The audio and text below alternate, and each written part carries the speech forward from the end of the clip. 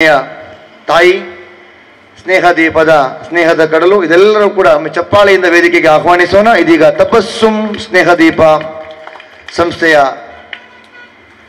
ಮುಖ್ಯಸ್ಥರು ಅನ್ನೋದಕ್ಕಿಂತಲೂ ಮಿಗಿಲಾಗಿ ಅಲ್ಲಿರತಕ್ಕಂತಹ ಎಲ್ಲ ಮಕ್ಕಳ ತಾಯಿಯಾಗಿ ನಮ್ಮೊಂದಿಗೆ ವೇದಿಕೆಯಲ್ಲಿದ್ದಾರೆ. ಒಮ್ಮೆಲ್ಲ ಅತಿಥಿಗಳು ಎದ್ದು ನಿಂತು ಇವರಿಗೆ ನಾವು ಗೌರವವನ್ನು ಸಲ್ಲಿಸಿ ಇವರನ್ನು ಸನ್ಮಾನಿಸಬೇಕಾಗಿದೆ. ಕಳೆದ 15 ವರ್ಷಗಳಿಂದ ಈ ತಪಸ್ಸುಂ ಸೋಂಕಿತ ಅನಾಥ ಹೆಣ್ಣು ಮಕ್ಕಳ ಆರೈಕೆ ಮತ್ತು ರಕ್ಷಣೆಗಾಗಿ ಪಣ ತೊಟ್ಟಿರುವ ಈ ಧೀರ ಮಹಿಳೆ ಅದೆಷ್ಟೋ ಪ್ರಶಸ್ತಿಗಳನ್ನು ಪಡೆದುಕೊಂಡಿದ್ರು ಕೂಡ ಇವತ್ತು ಈ ಸಂಸ್ಥೆಯ ಮುಖ್ಯಸ್ಥರ ವೇದಿಕೆಯ ಮುಖ್ಯಸ್ಥರಿರ್ತಕ್ಕಂತಹ ಅವರ ವಿಶಾಲ ಮನಸ್ಸು, ಅವರ ಸಾಮಾಜಿಕ ಕಳಕಳಿಗೆ ಒಂದು ಸ್ಫೂರ್ತಿಯ ಸೆರೆ ಅಂತ ತಪ್ಪಾಗಲಿಕ್ಕಿಲ್ಲ.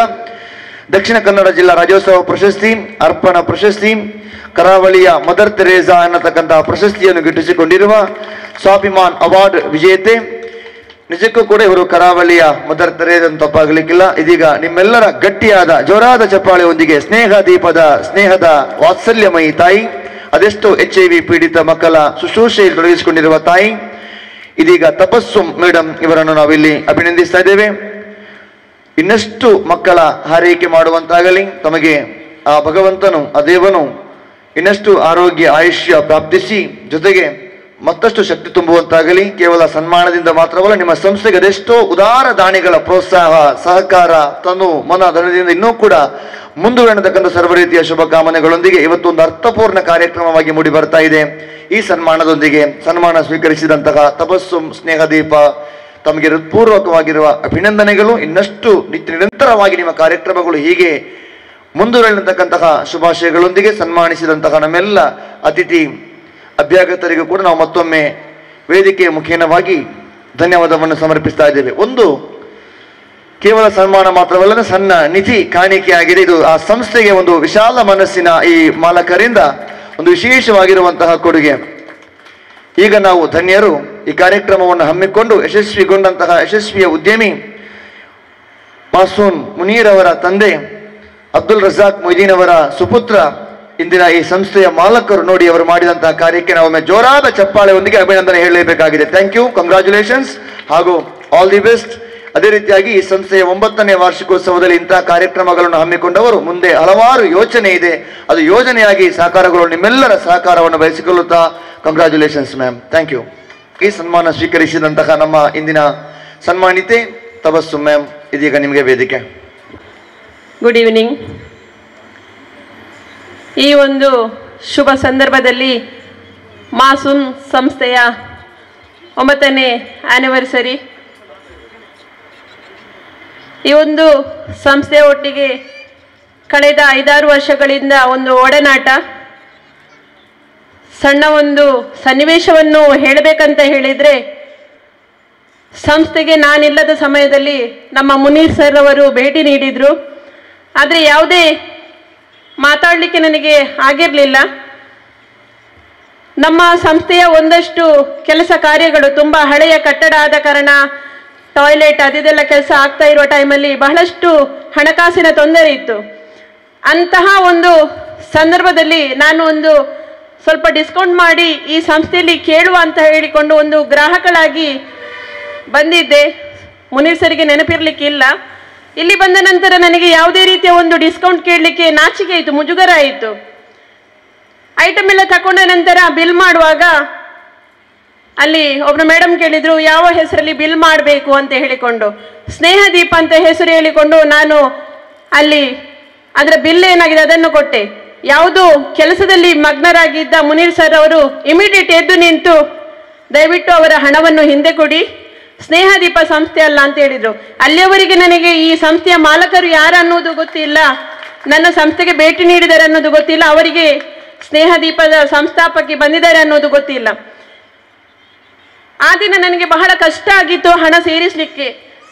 ಅಲ್ಲಾಹನು ನಮಗೆ ಎದುರಾಗಿ ಬಂದು ಸಹಾಯವನ್ನು ಮಾಡಲಿಕ್ಕೆ ಸಾಧ್ಯ ಇಲ್ಲ, ಆದರೆ ಮನುಷ್ಯನ ರೂಪದಲ್ಲಿ ಸಹಾಯವನ್ನು ಖಂಡಿತ ಮಾಡಬಹುದು ಅನ್ನುವ ನಂಬಿಕೆಯಲ್ಲಿ ನಾವಿರುವುದು. ಅಂತಹ ಒಂದು ಸಹಾಯವನ್ನು ಅಲ್ಲಾಹನ ರೂಪದಲ್ಲಿ ನಮಗೆ ಮುನೀರ್ ಸರ್ ಅವರು ಮಾಡಿದ್ದಾರೆ. ಅಂದಿನ ದಿನದಿಂದ ಇಂದಿನವರೆಗೂ ನಮಗೆ ಪ್ರತಿ ವರ್ಷ ಅವರ ಒಂದು ಕೈಯಲ್ಲಾದ ಒಂದು ಸಹಾಯವನ್ನು ನಮ್ಮ ಸಂಸ್ಥೆಗೆ ನೀಡಿರುತ್ತಾ ಬಂದಿದ್ದಾರೆ.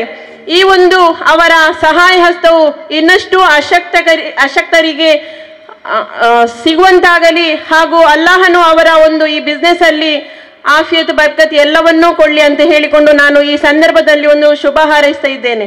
ಸಣ್ಣ ಒಂದು 2 ನಿಮಿಷದಲ್ಲಿ ಮುಗಿಸ್ತೇನೆ. ಸಮಯದ ಕೊರತೆ ಇದೆ ಅನ್ನೋದು ಗೊತ್ತಿದೆ. ಬಹಳಷ್ಟು ಜನರಿಗೆ ಸ್ನೇಹದೀಪ ಏನು ಅನ್ನೋದು ಇವಾಗಲೇ ಗೊತ್ತಿದೆ. ಕಳೆದ 15 ವರ್ಷಗಳಿಂದ ಮಂಗಳೂರಿನ ಸ್ನೇಹದೀಪ ಎಂಬ ಸಂಸ್ಥೆಯಲ್ಲಿ ಹಿಂದೂ, ಮುಸ್ಲಿಂ, ಕ್ರಿಶ್ಚಿಯನ್ ಅನ್ನುವ ಜಾತಿ ಭೇದವಿಲ್ಲದೆ ಸಣ್ಣ ಸಣ್ಣ ಮಕ್ಕಳನ್ನು ಅಂದ್ರೆ ಡಸ್ಟ್ಬಿನ್ ಅಲ್ಲಿ ಬಿಸಾಡಿದ ಮಕ್ಕಳನ್ನು, ತಂದೆ ತಾಯಿ HIV ಪೀಡಿತರಾಗಿ ಮರದ ಕೆಳಗೆ ಇನ್ನು ಬೇರೆ ಬೇರೆ ಜಾಗದಲ್ಲಿ ಬಿಟ್ಟು ಹೋದಂತಹ ಸಣ್ಣ ಸಣ್ಣ ಮಕ್ಕಳಿಗೆ ತಂದೆ ತಾಯಿ ಇಲ್ಲ, ಯಾವ ಜಾತಿ, ತನ್ನ ಮನೆ ಯಾವುದು ಗೊತ್ತಿಲ್ಲದೆ ಇರುವಂತಹ ಒಂದು ಮಕ್ಕಳನ್ನು ಸ್ನೇಹದೀಪ ಸಂಸ್ಥೆಯಲ್ಲಿ ಅವರ ಆರೋಗ್ಯ ಮತ್ತು ರಕ್ಷಣೆಯನ್ನು ನೀಡುವಂಥದ್ದಾಗಿದೆ. ಕಳೆದ ಒಂದು 8-9 ವರ್ಷದ ಹಿಂದೆ ಒಂದು ಸಣ್ಣ 4 ವರ್ಷದ ಮಗುವೊಂದು ತೀರಿಕೊಂಡಿತ್ತು. ಆಗ ನನ್ನ ಕೈಯಲ್ಲಿ ಯಾವುದೇ ರೀತಿಯ ಒಂದು ಹಣಕಾಸು ಇಲ್ಲ. ಮಗು ಹಾಸ್ಪಿಟಲಲ್ಲಿ ಅಡ್ಮಿಷನ್ ಆಗಿದೆ. 4 ಗಂಟೆಗೆ ನನಗೆ ಕಾಲ್ ಬಂತು, ಮಗು ಡೆತ್ ಆಗಿದೆ ಅಂತ ಹೇಳಿಕೊಂಡು. ಈ ಸಂದರ್ಭದಲ್ಲಿ ಒಂದು ಮಗುವಿನ ಅಂತ್ಯಕ್ರಿಯೆ ಮಾಡಬೇಕಾದ್ರೆ ನಾವು ಹಿಂದೂ ಧರ್ಮದ ಮಗು ಆಗಿರೋದ್ರಿಂದ ನಾನು ನಂದಿಗುಡ್ಡಕ್ಕೆ ಹೋಗಬೇಕಿತ್ತು. ಮರಣವನ್ನು ಯಾವುದೇ ಒಂದು ಆಟೋದಲ್ಲಿ ಕೊಂಡುವ ಹಾಗೆ ಇಲ್ಲ. ಯಾಕಂತ ಹೇಳಿದ್ರೆ ಆಂಬ್ಯುಲೆನ್ಸ್ ಅನ್ನೋದಕ್ಕೆ ಒಂದು ಮಿನಿಮಮ್ ಅಂತ ಹೇಳಿಕೊಂಡು ಅಮೌಂಟ್ ಇರ್ತದೆ. ಅಲ್ಲಿಂದ ವೆನ್ಲಾಕ್ ಹಾಸ್ಪಿಟಲಿಂದ ನಂದಿಗುಡ್ಡಕ್ಕೆ ಹೋಗ್ಲಿಕ್ಕೆ ಸಣ್ಣ 1.5 ಕಿಲೋಮೀಟರ್ 2 ಕಿಲೋಮೀಟರ್ ಇರ್ಬೋದು ಅಷ್ಟೇ. ಆವಾಗ ಆಂಬ್ಯುಲೆನ್ಸ್ನವರು ನನ್ನಲ್ಲಿ 800 ರೂಪಾಯಿ ಕೇಳಿದ್ರು. ಆ ಟೈಮಲ್ಲಿ ನನ್ನ ಬ್ಯಾಗಲ್ಲಿ ಹಣ ಇಲ್ಲ. ಆ ಟೈಮಲ್ಲಿ ನಾನು ಏನು ಮಾಡಿದೆ ಅಂತ ಹೇಳಿದ್ರೆ, ಒಂದು ಬೆಡ್ಶೀಟ್ ಅನ್ನು ತಂದು ಆ ಹಾಸ್ಪಿಟಲಿಂದ ಆ ಮರಣವನ್ನು ಆ ಬೆಡ್ಶೀಟಲ್ಲಿ ಸುತ್ತಿಕೊಂಡು ನಂದಿಗುಡ್ಡದಲ್ಲಿ ಹೋಗಿ ಆ ಮಗುವಿನ ಅಂತ್ಯಕ್ರಿಯೆಯನ್ನು ಮಾಡಿದ್ದೆ. ಮುಸ್ಲಿಮರಲ್ಲಿ ಬಹುಶಃ ನಮಗೆ ಮಹಿಳೆಯರಿಗೆ ಅವಕಾಶ ಇಲ್ಲ, ಒಂದು ಮಹಿಳೆ ಅಂದ್ರೆ ದಫನ ಕಾರ್ಯಕ್ರಮ ಮಾಡಲಿಕ್ಕೆ ಹೋಗ್ಲಿಕ್ಕೆ ಅವಕಾಶ ಇಲ್ಲ. ಇನ್ನು ನಂದಿಗುಡ್ಡ ಒಂದು ಸ್ಮಶಾನದಲ್ಲಿಗೆ ಹೋಗುದಂತ ಹೇಳಿದ್ರೆ ಬಹಳಷ್ಟು ದೂರದ ಮಾತು ನಮ್ಮ ಧರ್ಮದಲ್ಲಿ. ಆದ್ರೂ ಸಹ ನಾವು ಈ ಒಂದು ಸೇವೆಯನ್ನು ಮಾಡುವಾಗ ನಾವು ಅದನ್ನೆಲ್ಲ ನೋಡ್ಲಿಕ್ಕೆ ಸಾಧ್ಯ ಇಲ್ಲ. ಒಂದು ಹುಟ್ಟಿದ ಮನುಷ್ಯ ಸಾವಾದಾಗ ಅದರ ಒಂದು ಸಣ್ಣ ಜೀವಿ ಆದ್ರೂ ಸಹ ಅಂತ್ಯಕ್ರಿಯೆಯನ್ನು ಮಾಡಲೇಬೇಕು. ಅಲ್ಲಿಂದ ನಾನು ಆಟೋದಲ್ಲಿ ಒಂದು 35-40 ರೂಪಾಯಿ ಇರ್ಬೋದು, ಆ ಹಣವನ್ನು ಆಟೋಗೆ ಕೊಟ್ಟು ಆ ಬೆಡ್ಶೀಟಲ್ಲಿ ಮಗುವನ್ನು ತಕೊಂಡು ಹೋಗಿ ಅಲ್ಲಿ ನಂದಿಗುಡ್ಡದಲ್ಲಿ ಅದರ ದಫನ ಕಾರ್ಯವನ್ನು ಮಾಡಿದ್ದೆವು. ಆ ಆಟೋದವರಿಗೂ ಕೂಡ ಗೊತ್ತಿಲ್ಲ ಇವರ ಕೈಯಲ್ಲಿ ಅಥವಾ ಅವರ ಆಟೋದಲ್ಲಿ ಒಂದು ಮಗುವಿನ ಒಂದು ಡೆಡ್ ಬಾಡಿ ಇದೆ ಅಂತ ಹೇಳಿಕೊಂಡು. ಇಂತಹ ಬಹಳಷ್ಟು ನಿದರ್ಶನಗಳು ನಮ್ಮ ಸಂಸ್ಥೆಯಲ್ಲಿ ಆಗಿದೆ. ಟೋಟಲ್ 19 ಮಕ್ಕಳು ನಮ್ಮ ಸಂಸ್ಥೆಯಲ್ಲಿ ಮರಣ ಹೊಂದಿರುತ್ತಾರೆ. 3 ಹೆಣ್ಣು ಮಕ್ಕಳ ಮದುವೆ ಕೂಡ ಮಾಡಿದ್ದೇವೆ. ಅಂದ್ರೆ HIV ಸೋಂಕಿತ ಹೆಣ್ಣು ಮಗುವನ್ನು HIV ಸೋಂಕಿತ ಇದ್ದ ಗಂಡು ಮಗುವಿಗೆ ಅಂದ್ರೆ ಆಗ್ತರ ಒಂದು ಮದುವೆಯನ್ನು ಕೂಡ ನಾವು ಮಾಡಿದ್ದೇವೆ. ಸಂಸ್ಥೆಗೆ ಯಾವುದೇ ಒಂದು ಹಣಕಾಸಿನ ಫಂಡಿಂಗ್ ಏಜೆನ್ಸಿ ಇಲ್ಲ. ಸ್ಥಳೀಯ ದಾನಿಗಳ ಸಹಕಾರದಿಂದ ನಾವು ಈ ಒಂದು ಸಂಸ್ಥೆಯನ್ನು ನಡೆಸ್ತಾ ಇದ್ದೇವೆ. ಇನ್ನಷ್ಟು ಒಂದೊಂದು ಮಗುವಿನ ಹಿಂದೆ ಕೂಡ ಒಂದೊಂದು ಆಳವಾದ ಕಥೆಗಳು ಇದೆ.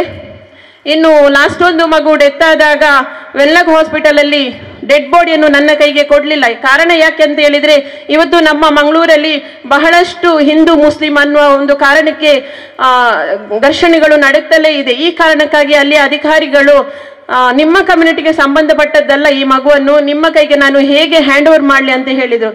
ಅಲ್ಲಿ ಆ ಅಧಿಕಾರಿಗಳು ಕೂಡ ಒಂದಷ್ಟು ಕಷ್ಟಗಳನ್ನು ಅನುಭವಿಸಿ ಇರಬಹುದು. ಆ ಕಾರಣಕ್ಕಾಗಿ ಅವರು ನನ್ನಲ್ಲಿ ಆ ಬಾಡಿಯನ್ನು ಹ್ಯಾಂಡ್ ಓವರ್ ಮಾಡಲಿಲ್ಲ.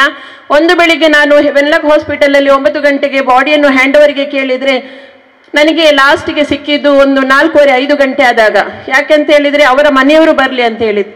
HIV ಇರುವ ಕಾರಣಕ್ಕೆ ಅವರ ಸ್ವಂತ ಅಣ್ಣ ಹಾಗೂ ಅಕ್ಕ ಅವರನ್ನು ದೂರ ಮಾಡಿದ್ರು ಆ ಮಗುವನ್ನು.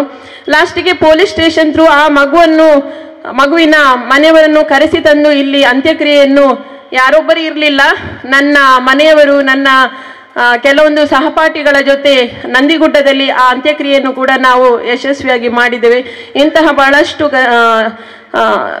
ಸನ್ನಿವೇಶಗಳು, ಇಂತಹ ಬಹಳಷ್ಟು ವಿಷಯಗಳು ಈ ಸಂಸ್ಥೆಗೆ ಸಂಬಂಧಪಟ್ಟದ್ದಾಗಿದೆ. ಈ ಒಂದು ಸೇವೆಯನ್ನು ಗುರುತಿಸಿಕೊಂಡು ಇವತ್ತು ಈ ಮಾಸೂನ್ ಸಂಸ್ಥೆಯಲ್ಲಿ ಹಾನರ್ ಮಾಡಿರೋದು ಬಹಳಷ್ಟು ಸಂತೋಷವನ್ನು ತಂದಿದೆ ನನಗೆ. ಇಂತಹ ಬಹಳಷ್ಟು ಸೇವೆಗಳನ್ನು ಮಾಡುವ ಜನರು ನಮ್ಮ ಮುಂದೆ ಇದ್ದಾರೆ. ಅವರನ್ನು ಕೂಡ ಈ ಒಂದು ವೇದಿಕೆಯಲ್ಲಿ ತಂದು ಅವರನ್ನು ಕೂಡ ಗುರುತಿಸಿಕೊಳ್ಳಬೇಕಾಗಿ ಮುನೀರ್ ಸರ್ ಅವರಲ್ಲಿ ಕೇಳಿಕೊಳ್ತಾ ಇದ್ದೇನೆ. ಈ ಒಂದು ಅವಕಾಶಕ್ಕಾಗಿ ಪ್ರತಿಯೊಬ್ಬರಿಗೂ ನಾನು ಸಂಸ್ಥೆಯ ಪರವಾಗಿ ನನ್ನ ಪರವಾಗಿ ಧನ್ಯವಾದಗಳು. ಅಸ್ಸಲಾಂ ಅಲೈಕುಂ. Thank you.